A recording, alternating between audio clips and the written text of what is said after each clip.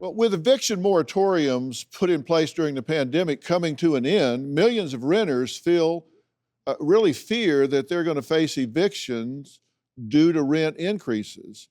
And they say, look, we're not going to be able to afford this. Now, joining us is Frank Powell, who is the president-elect of the Greater San Diego Realtor Association. You heard what I was saying to this very nice, hardworking couple here. Am I telling them the truth? Yeah, 100%. First of all, emphasize, I do feel bad for the situation you're in. And realtors as a whole, as an industry, we know what's going on. We're not blind to that. We study homeless problems all the way up to people that are being greedy, corporate, the government not providing the supply that we need. We cover all aspects. A weird question I have for you is, and you, have you ever thought about talking to a realtor? Because that's one person that you have all over the place that can help you and guide you. But on the other hand, let's talk about the homeowners that are the greedy people. I can give you hundreds of examples of how that's just not true. I had a person who was living in a one-bedroom condo, a female. She's renting out a 3-bedroom, 2-bath house.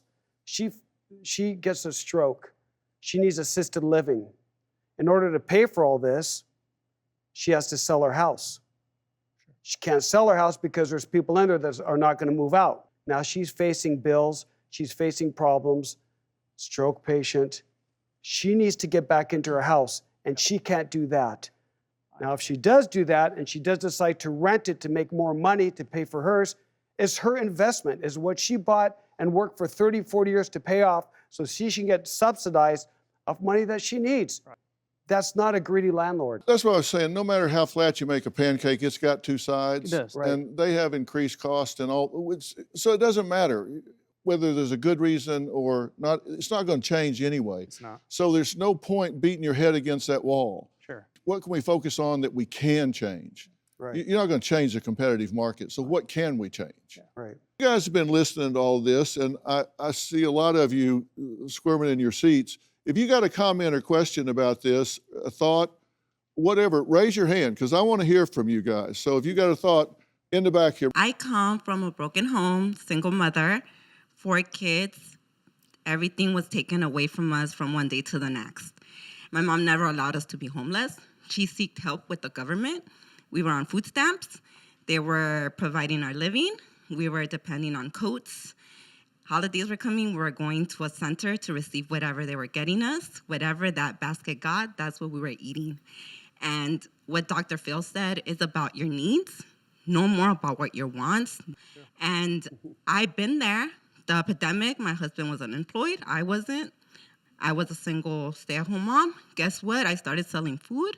I was paying the rent, and we're still there now because of my small business. And now I'm in school trying to up myself. Yeah. I'm just saying there's hope out there, and you guys could do this.